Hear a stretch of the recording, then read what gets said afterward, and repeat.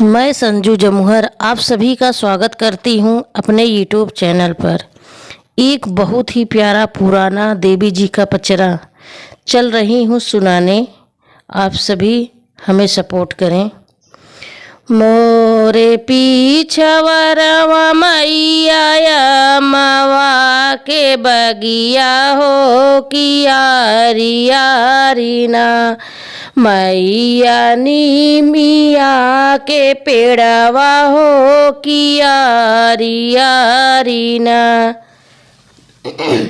मैया नी मिया के पेड़वा हो कियारी यारी ना मोरे पीछवरवा मैया मवा के बगिया हो कियारी यारी ना मैया नी मिया के पेड़वा हो कियारी यारी ना मैया नी मिया के पेड़वा हो कियारी यारी ना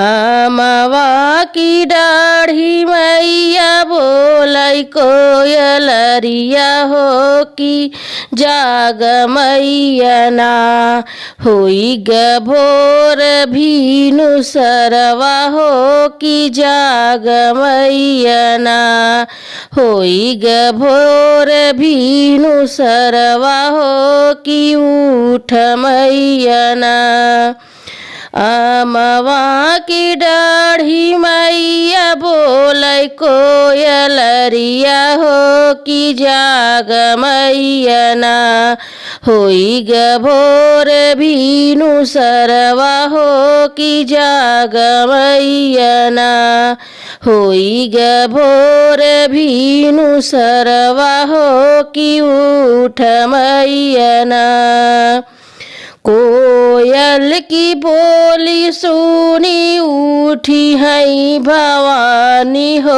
गगरिया लैके ना मैया पानिया जे चलली हो गगरिया लैके ना मैया पानिया भरई हो गगरिया लैके ना मैया पानिया जब भरई हो गगरिया लैके ना कोयल की बोली मैया उठी भवानी हो गगरिया लैके ना मैया पानिया जे चली हो गगरिया लैके ना मैया पानिया भर गईली हो गगरिया लैके ना भरी के गगरिया मैया धरली करिया हो कि जो हैला गिना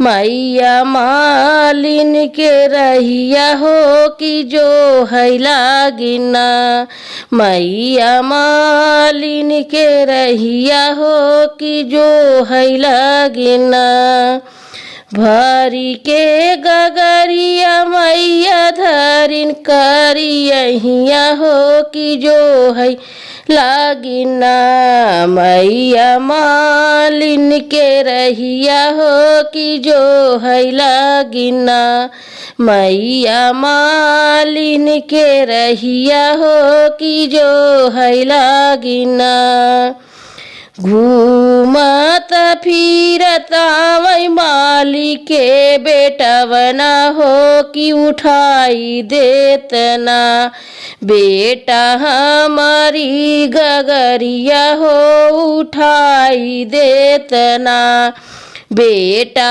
हमारी गगरिया हो उठाई देतना घूमत फिरता वै माली के बेटवना हो उठाई देतना बेटा हमारी गगरिया हो उठाई देतना बेटा हमारी गगरिया हो उठाई देतना जब हम उठाऊ बई मैया तो हरी गगरिया हो कि काऊ देबुना।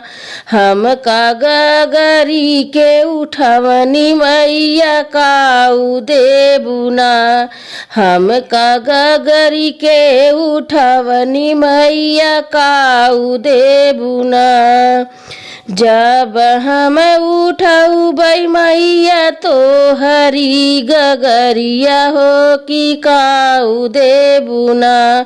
हम का गगरी उठावनी मैया काऊ देबुना। तोह कात देबई बेटा विद्या और बुद्धि हो रानियावा तो हरीना। बेटा को खिया जुड़ाऊ बई हो रानियावा तो हरीना। बेटा को खिया जुड़ाऊ बई हो रानियावा तो हरीना। तोह कात देबई बेटा विद्या और बुद्धि हो रानियावा तो हरीना।